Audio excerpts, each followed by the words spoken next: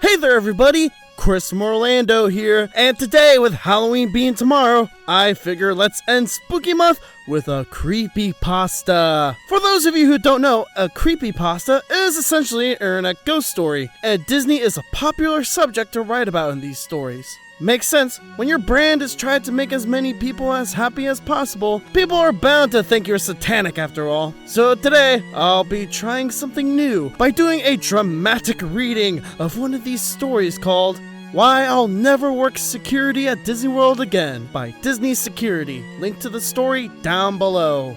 And I'll let the story speak for itself. Well, maybe I'll call out something that's wrong. Nope. This is a work of art, and I won't ruin it by trying to inject reality into it. Maybe.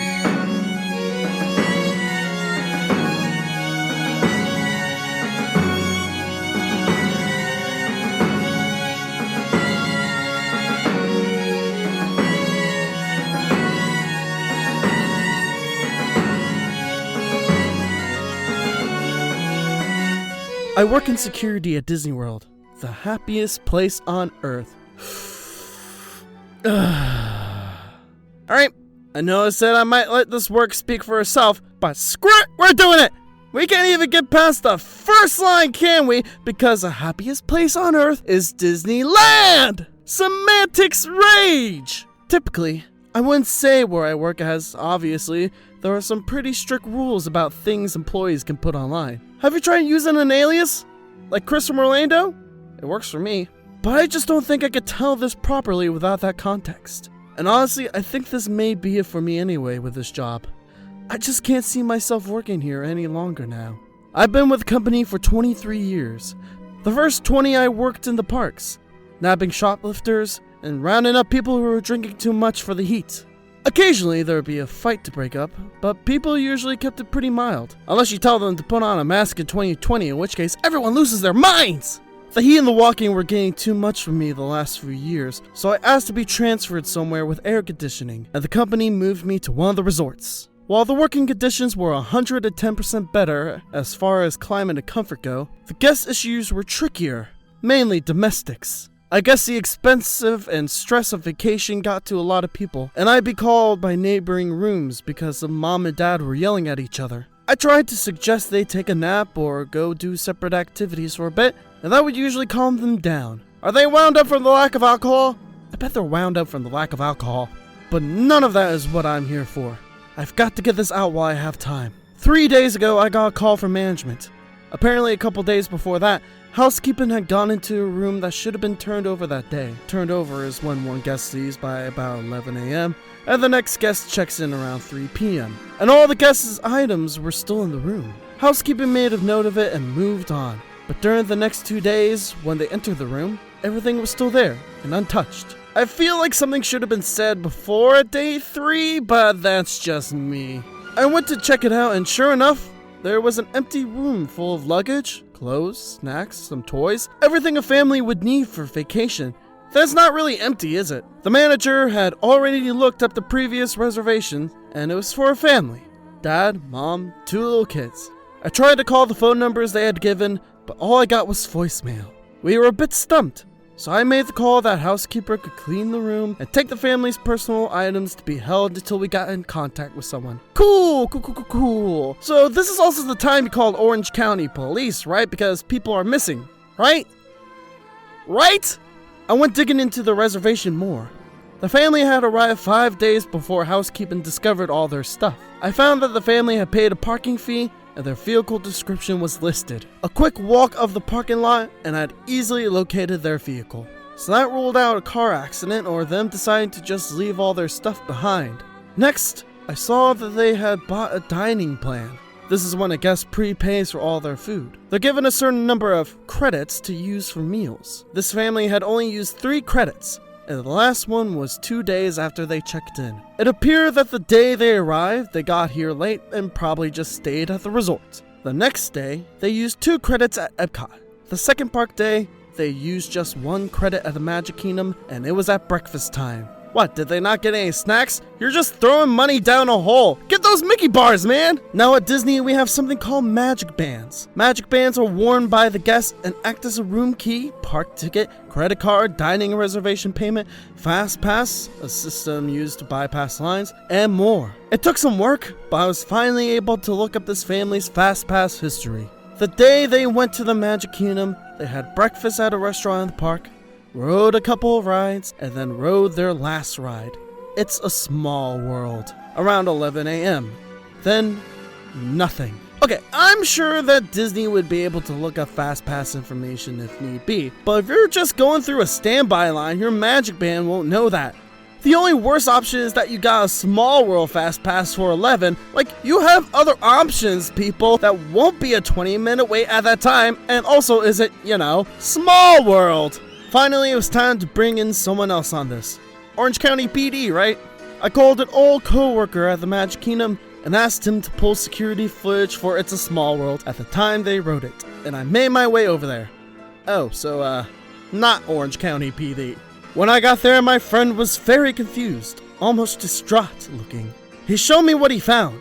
There's usually a camera in the direction of where rides load and unload, as well as, throughout the entire ride. The footage showed them scanning their bands to use Fast Pass for the ride and boarding the ride. Oh man, they did actually make Fast Passes for Small World at 11. The footage from the exit of the ride just showed the other people in their car exiting. They weren't there. Of course, we thought the worst. Maybe one of the kids had fallen out, and the mom and dad and the other kid got off in the middle of the ride to help, and they all got injured, or killed, or struck in machinery somewhere. If you were so concerned, maybe you check the other cameras in the ride, or maybe listen to any number of people who would have reported it, or just listen to the automatic e-stop that would have happened when they got out of the boat. So we shut down the ride, middle of the damn day, turned off that earworm music, and turned up the lights. My buddy and I walked that ride 3 times before we called in help. Orange County PD? Eventually, there was close to 10 cast members searching, and we didn't find shit except for 3 cell phones and a hat. I thought this was Small World, not Space Mountain. I was right stumped. I've kept digging the past couple days, and I'm not sure who to tell what I found next to. I've called the police, finally! And I suppose they're on their way. But the company has a way of covering up things like this, and I decided I can't live with myself if I don't put out some type of warning. I kept digging into their reservation over the last couple of days, and today I noticed that they had purchased Memory Maker. There are photographers all over the parks, and cameras in a lot of the rides, and with Memory Maker, the photos are all free. They automatically get added to a guest's Disney account when the system knows their picture has been taken. And the system always knows. Everyone's whereabouts are always known in the Magic Bands. Yeah, that's not what Magic Bands do. If they did, you had found these people already. Well, I opened up their Memory Maker photo album, and I swear, there are 732 pictures. Pfft, amateurs. Think the girl's taking pictures in front of the purple wall. The first 30 or so are pretty normal. Epcot, a few rides in front of the castle, but the rest are all in It's a Small World. The rides only take 1 picture per go-around. Alright, story. Now you're just testing me because Small World doesn't take your picture on the ride! So it appears as though this family has ridden this ride over 700 times, which I would argue is 700 more times than necessary. The first picture was pretty normal. Everyone looked happy. It was a busy day, and we have a full car of guests, also known as a regular day pre-pandemic. The next one is rough to look at. The car is empty except for this little family, and they look so darn confused. The next 10 to 15, I can see the dad getting angry, yelling. Mom is holding on to her 2 kids like her life depends on it. And you can see the kids getting increasingly upset, and it goes on, and on, and on. After 50 or so, it looks like they're trying to get out. In one, the dad is missing. In another, they're all gone. Maybe like they've bailed early in the ride and tried to walk out. But in the very next one, they're all right back in that damn car.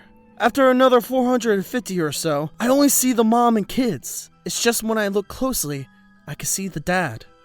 Maybe just his body now, slumped down in one of the other seats. Since about 675, there is just mom and one kid. Another body in another seat. The mom and kid aren't moving anymore.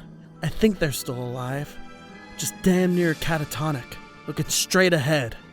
Pale. Sounds like me every time I write Small World.